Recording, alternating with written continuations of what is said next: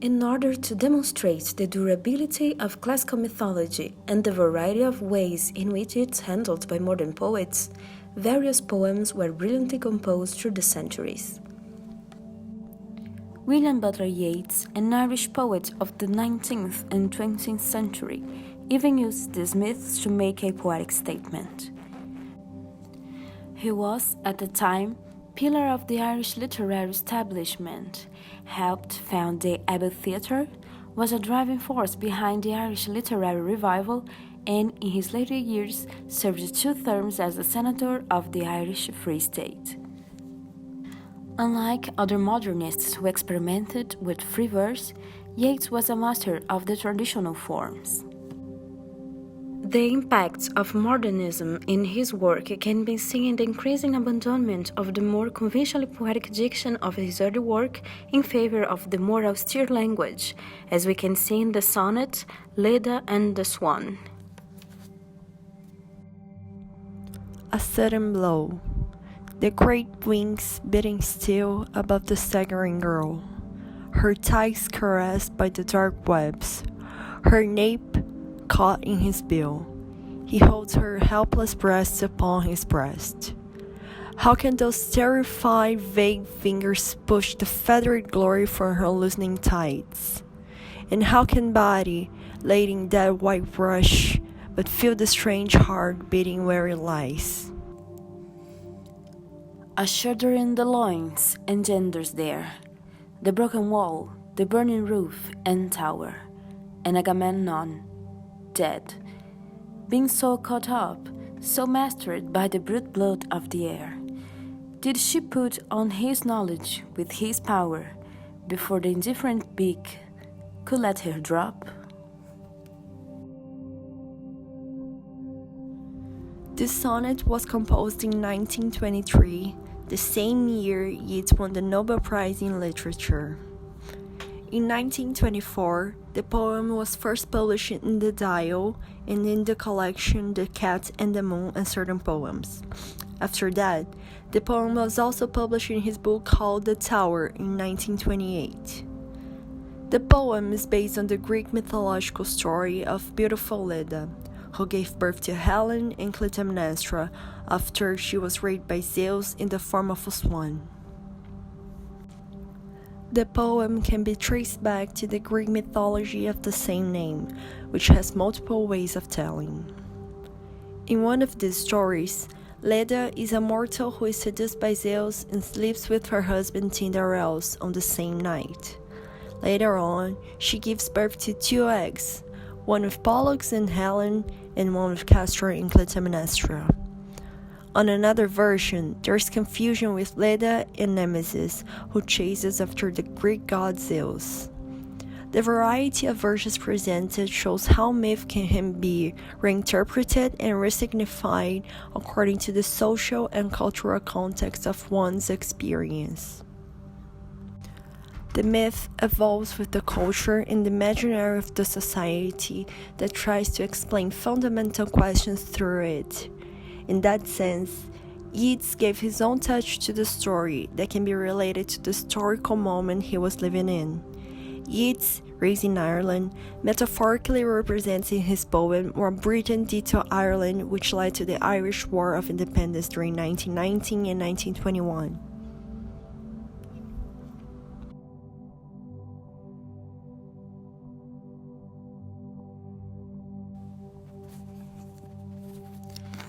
A sonnet is a poem of 14 lines.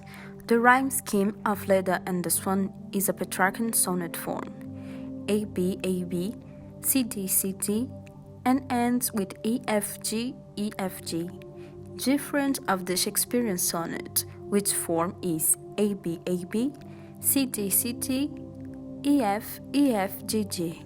That is, it is formed by 3 quatrains and a couplet.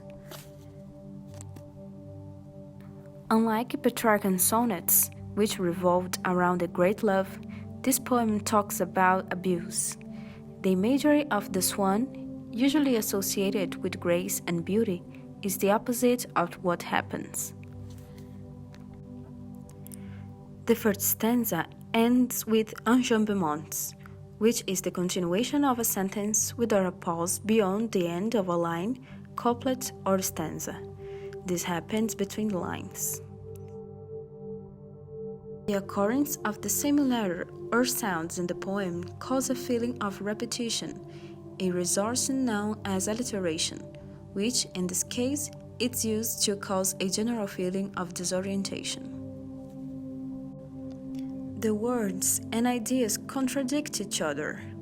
The sudden blow evokes a violent environment in which the story will develop. At the same time, the author uses blend words such as great wings and caressed.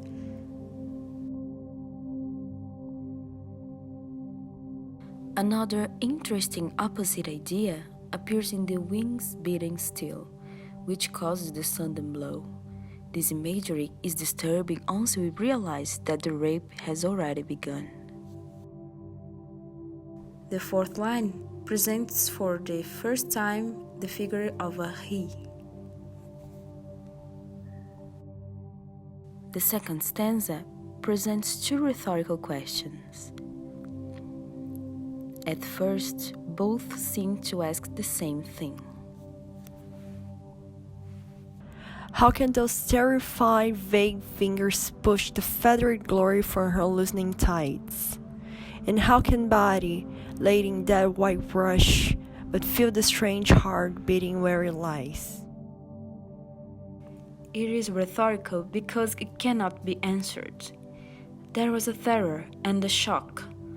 Leda couldn't do anything to stop the Swan. She couldn't do anything to stop Zeus, the powerful god, that could do everything he wanted, playing with relations of power at stake. Metaphorically, Ireland didn't have much power over the invasion of Britain, which ultimately led to the destruction of the country and the feeling of a nation. The third and final stanza has a historical context and a twist, called the volta. The volta is a rhetorical shift in content and also in feeling. It is supposed to bring answers to what was previously asked. The broken wall, the burning roof and tower are about the Trojan War, which beginning is associated with the figure of a woman, Helen, daughter of Leda and Zeus. There is also the mention to Agamemnon dead, which would only happen later in history. By mentioning this future event, Agamemnon killed by his wife Clytemnestra, Yeats revisits not only Homer's Odyssey, but also Aeschylus' Oresteia.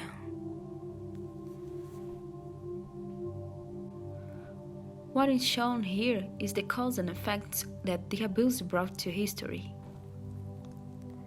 It shows how much of influence Britain had over Ireland during those years, eventually destroying it, just like the burning of Troy. The traditional form of Petrarchan sonnets in 14 lines is modified in this stanza. The third line is split into two. The split is meaningful, showing the fragmentation of Leda, but also showing the fragmentation of a country. And in these final verses, the ambiguities appears again, causing a certain slant and inclination caused by the words up and drop.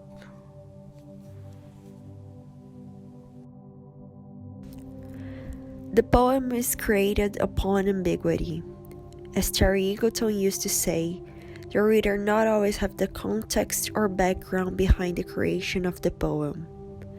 That means saying that interpretations are often multiple, just like meaning.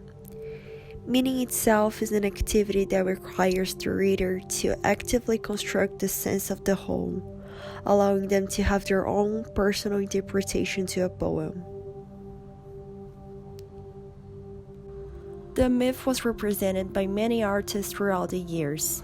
For instance, Pierre de Ronsard's poem called La Défloration de Leda, and also Ruben Dario, Nicaraguan poet, has a poem called Leda, composed in 1892, and another one called El Cisne, in which the myth is revisited.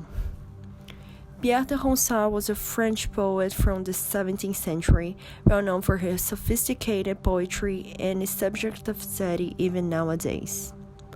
He was also known for being a part of a movement called La Pléiade, which consisted on taking the classical antiquity as the role model to be followed in order to modernize the language.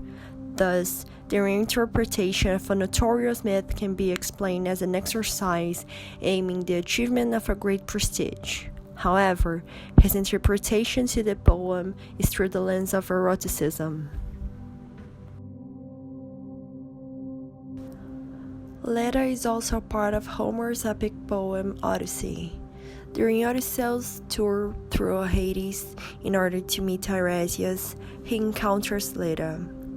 Hades is known as the place where the souls go after death, meaning that Leda, after all, was not granted the power of immortality by the Greek god Zeus.